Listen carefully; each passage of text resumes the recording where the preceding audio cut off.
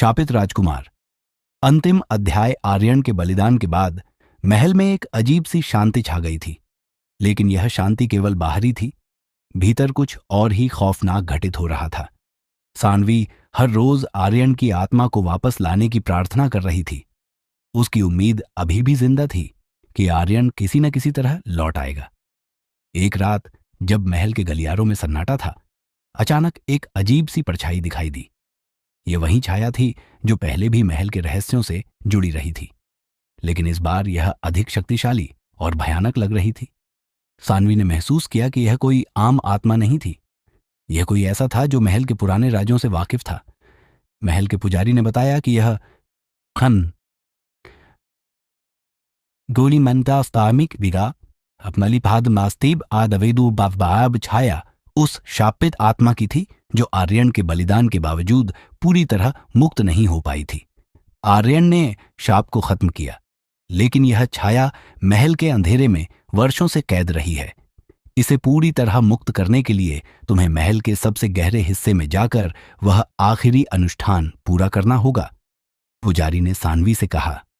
सानवी ने हिम्मत जुटाई और अपने कुछ भरोसेमंद साथियों के साथ महल की गुप्त सुरंगों में उतर गई। वहां उसने एक पुराना ग्रंथ खोज निकाला जिसमें लिखा था कि यदि कोई पवित्र आत्मा पूरी श्रद्धा और प्रेम से अनुष्ठान करेगा तो खोई हुई आत्मा वापस लौट सकती है। सानवी को यह समझते देर नहीं लगी कि आर्यन की आत्मा को वापस लाने का यही एकमात्र उपाय था। उसने महल के गर्भगृह में जाकर आर्यन की यादों को संजोया और जैसे ही अनुष्ठान शुरू किया, तेज हवाएं चलने लगीं, महल दीवारों में कंपन होने लगा और तभी वह छाया आकार लेने लगी। यह आर्यन की आत्मा ही थी जो अधूरी यात्रा को पूरा करने लौटी थी। आर्यन की आत्मा ने सानवी से कहा, मैं वापस आ सकता हूं, लेकिन एक शर्त है, तुम्हें इस महल और राज्य को हमेशा बुरी शक्तियों से बचाए रखना होगा। सानवी ने बिना सोचे हां कर दी और देखते ही देखते आर्यन की आत्मा एक तेज रोशनी के साथ वापस उसके शरीर में लौट आई। महल में चारों ओर खुशियां छा गईं। राज्य एक बार फिर सुरक्षित था और आर्यन ने एक नए संकल्प के साथ अपनी जिम्मेदारियां संभाल लीं। लेकिन महल में अब भी एक रहस्य था। वह पुरानी परछाई जो आर्यन की वापसी के साथ कहीं गायब हो गई थी। क्या वह अंधेरा पूरी तरह खत्म हो चुका था या फिर यह एक नए खतरे की आहट थी? शापित राजकुमार की यह रहस्यमयी यात्रा यहीं समाप्त होती है, लेकिन महल की दीवारों में दबी कहानियां शायद कभी खत्म नहीं होंगी।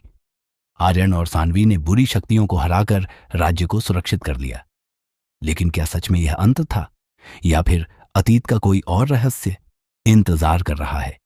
हर अंत एक नई शुरुआत होती है। अगर आपको यह कहानी पसंद आई हो तो इसे लाइक करें, कमेंट करें और चैनल को सब्सक्राइब करना न भूलें। बने रहिए हमारे साथ ऐसी और रोमांचक कहानियों के लिए।